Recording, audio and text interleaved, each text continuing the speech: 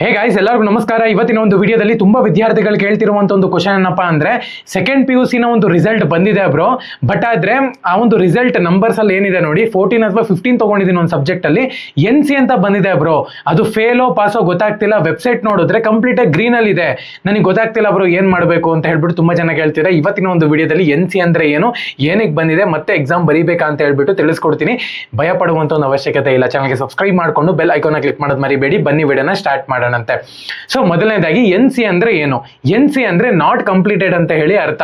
ಒಂದು ಸಬ್ಜೆಕ್ಟ್ ನೀವು ಕರೆಕ್ಟ್ ಆಗಿ ಕಂಪ್ಲೀಟ್ ಮಾಡಿಲ್ಲ ಅಂತ ಹೇಳಿ ಅರ್ಥ. ಇವಾಗ ಒಂದು ಪೇಪರ್ ಎಕ್ಸಾಮ್ ನ ಬರ್ದಿರ್ತೀರಾ ಅಂತ ಅನ್ಕೊಡಿ.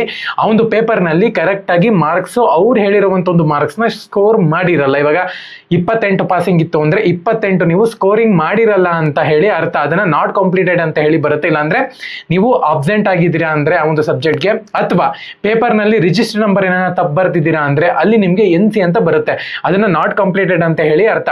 ಸೊ ಒಂದು ವೇಳೆ ಇವಾಗ NC ಅಂತ ಬಂದಿದೆ, ಗ್ರೀನ್ ಅಲ್ಲಿ ಇದೆ ಕಂಪ್ಲೀಟ್ ವೆಬ್ಸೈಟ್. ಏನಕ್ಕಂದ್ರೆ ಫೇಲ್ ಆಗಿದೆ ಅಂತ ಹೇಳೋದಾದ್ರೆ ಕಂಪ್ಲೀಟ್ ರೆಡ್ ಅಲ್ಲಿ ಇರುತ್ತೆ.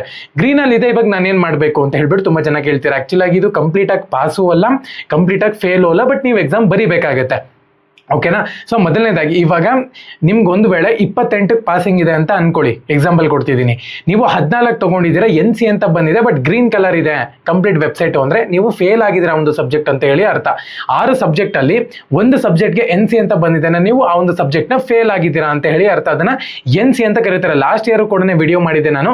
ಸೊ ಅದರ ಇನ್ನ ಡೀಪ್ ಆಗಿ ಎಕ್ಸ್ಪ್ಲೈನ್ ಮಾಡಿದ್ದೆ NC ಅಂದ್ರೆ ಏನು ಅಂತ ಹೇಳ್ಬಿಟ್ಟು. ತುಂಬಾ ಜನ ಇದಕ್ಕೆ ಡೌಟ್ ಕೇಳಿದ್ರು. ಸೊ ಅದಕ್ಕೋಸ್ಕರನೇ ಮತ್ತೆ ವಿಡಿಯೋ ಮಾಡಿ ನಾನು ತಿಳಿಸ್ತಿದ್ದೀನಿ. ಇವಾಗ್ಲೂ ಕೂಡ ತುಂಬಾ ಜನ ಗೊತ್ತಿಲ್ಲ NC ಅಂದ್ರೆ ಏನು ಅಂತ. ಸೊ ಅದಕ್ಕೋಸ್ಕರನೇ ವಿಡಿಯೋ ಮಾಡ್ತಿದ್ದೀನಿ. NC ಅಂದ್ರೆ ನೀವು ಫೇಲ್ ಆಗಿದ್ದೀರಾ, ಮತ್ತೆ ನೀವು ಸಪ್ಲಿಮೆಂಟರಿ ಎಕ್ಸಾಮ್ ನ ಬರೀಬೇಕಾಗುತ್ತೆ. ನೀವು ಇವಾಗ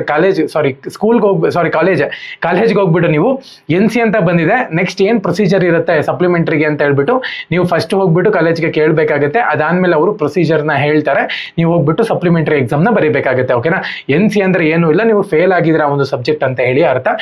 ಟೆನ್ಷನ್ ತಗೊಳ್ಳುವಂತ ಒಂದು ಅವಶ್ಯಕತೆ ಇಲ್ಲ. ನಮ್ಮ ಒಂದು ಪಾಸಿಂಗ್ ಪ್ಯಾಕೇಜ್ ಇದೆ. ನಿಮಗೆ ಬೇಕು ಅಂತ ಹೇಳೋದಾದ್ರೆ ಇಲ್ಲಿ 50 ರೂಪಾಯಿ ಇರುತ್ತೆ. ಬಂದು ಮೆಸೇಜ್ ಮಾಡಿ ವಾಟ್ಸ್ಆಪ್ ನಂಬರ್ಗೆ, ನಾನು ನಿಮಗೆ ಪಾಸಿಂಗ್ ಪ್ಯಾಕೇಜ್ ನ ಸೆಂಡ್ ಮಾಡ್ತೀನಿ. ಓಕೆನಾ? ಎಲ್ಲರಿಗೂ ಕೂಡ all the best. Jai Hind, Vande Mataram.